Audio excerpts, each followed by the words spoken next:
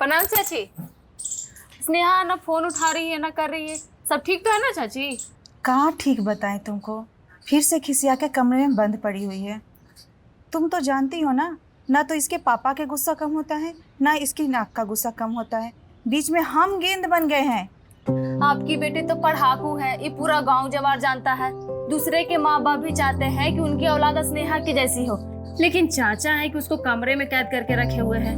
अपने मन के डर से उसका जिंदगी बर्बाद करना चाह रहे हैं। ये बात भी तो ठीक नहीं है ना चाची? अब हम तो समझ रहे हैं ना, पर ये बात उनके पापा को कौन समझाएगा? अरे मेरी प्यारी चाची, तो आप उसका सपोर्ट बनिए ना, बाकी तो खुद देख ही लगी। वकील के जैसा तो बहस करना आता ही है उसको।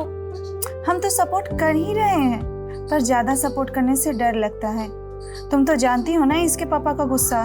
विस्फोटक यंत्र है, विस्फोटक यंत्र। अरे चाची, तो आपकी बेटी परमाणु बम से कम है क्या? सोच लीजिए किसके फटने से ज्यादा नुकसान होगा। ये बात भी सही कहा तुमने। सारी बातें यही कर लोगी। अंदर आओ ना बेटी। हाँ।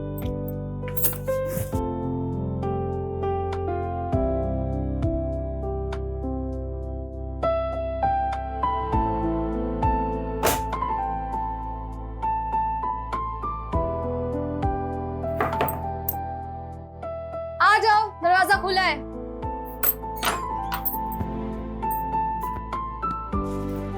तुम हमारा फोन काहे नहीं उठा रही हो? बिना बात के मुंह फुलाया जाता है का? माशाअल्लाह स्नेहा, तूने टॉप किया है। चल उठ, चलकर पार्टी दे। चल। हम टस से मस नहीं होंगे, इसी कमरे में रहेंगे हम। पापा यही चाहते थे ना कि हम बाहर ना जाए पढ़ाई करने के लिए, इसी घर बरामदे मोहल्ले में रहेंगे। खुद को कैद कर लिए हैं मालिया, अब हम कहीं भी नहीं जाएंगे। अल्लाह स्नेहा, हम यहाँ पे किस लिए आए हैं? हम तुम्हारी जमानत के लिए ही तो आए हैं। अब चल यहाँ से। कहा ना नहीं जाएंगे हम। जब तक पापा अपनी जिद नहीं छोड़ेंगे तब तक हम ये कमरा भी नहीं छोड़ेंगे। आलिया, स्नेहा तू पागल हो गई है का? हमेशा अपने दिमाग में बारूद भर कर रखती है, किसी दिन इस आग में ना खुद जल कर राख हो जाएगी। दिमाग को ठंडा रखा कर स्नेहा। तुम हमें ज्ञान देने आई हो? नहीं स्नेहा, तो हमारा दिमाग मत चाटो।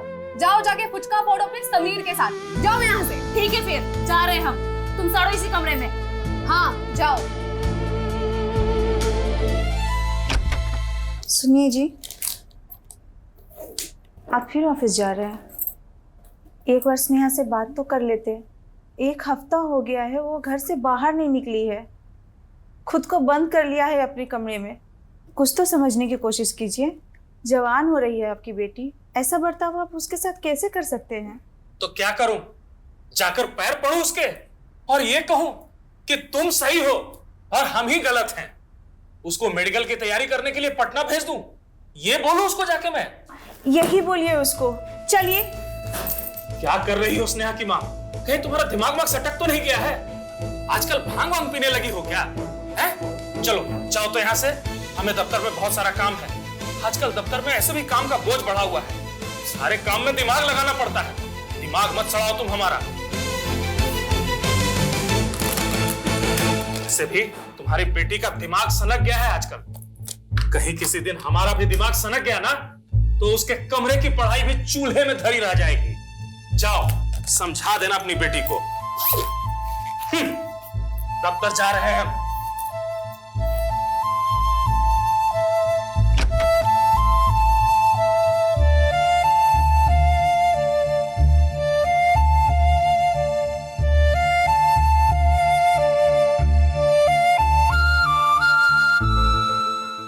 सिंह साहब मुबारक हो। स्नेहा बेटिया टॉप कर गई और उसी के सोहबत में रहकर हमारी आलिया भी अच्छे खासे नंबर से पास हो गई। बात तो खुशी की है, लेकिन हम खुश नहीं। अरे आप खुश नहीं हैं? ये तो पार्टी वार्टी देने का समय है और आप कह रहे हैं कि खुश नहीं है। कोई वजह बताइए। वजह ये है कि वो मेडिकल की पढ़ाई कराने बाहर पटना जाना चाहती है। तो इसमें हर्ज क्या है? अब आपको क्या बताएं कि इसमें हर्ज क्या है? इतनी पढ़ाई कर ली, इतना ही बहुत है। अगले साल उसका हाथ पीला करा देंगे, बाकी आगे उनके पति जाने कि उनको क्या करना है। अरे सिंह साहब, आप बाप होकर नहीं सोचेंगे तो कोई और क्या ही सोचेगा। स्नेहा जैसी बिटिया किस्मत वालों के घर में पैदा होती है। उसका ललाट गौर से देखिएगा, आफताब की तरह चमकता है। नमस्ते चाचा जी। नमस्ते। सुनो, हमारा 2 प्लेट स्पेशल लगा दो। और सुनो, थोड़ा जल्दी करना। स्नेहा को नहीं भेजा दादाजी? क्यों? तुमको मालूम है ना कि वो आजकल अपने किताब में घुसी हुई है। उसने अपने आप को एक कमरे में बंद कर रखा है और 1 हफ्ते से ऊपर उसने मुझसे बात तक नहीं की। हाँ, वो थोड़ी सी जिद्दी तो है। और तुम यहाँ क्या कर रही हो? अकेले अकेले चटक मटक खा रही हो ना? ये सारे चीजें पैक करा के तुम घर भी तो ले जा सकती थी और वहां जाके इत्मीनान से खाती। खैर, हो गया ना तुम्हारा चाट खाना, तो चलो जाओ घर। जी चाचा जी। जाओ।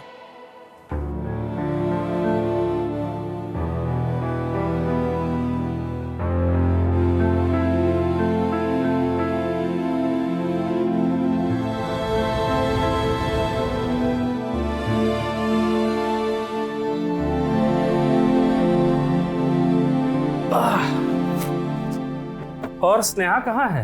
अभी भी कमरे में है वो? ठीक, जाओ बुलाओ उसे, बोलो कि हम बुला रहे हैं। हम नहीं जाएंगे, दिन भर मना मना के मुंह दुख गया है हमारा, आप ही जाइए। अच्छी बात है, हम ही बुलाते हैं। स्नेहा, स्नेहा बेटा, अरे हम तुम्हारे लिए चाट लेकर आए हैं।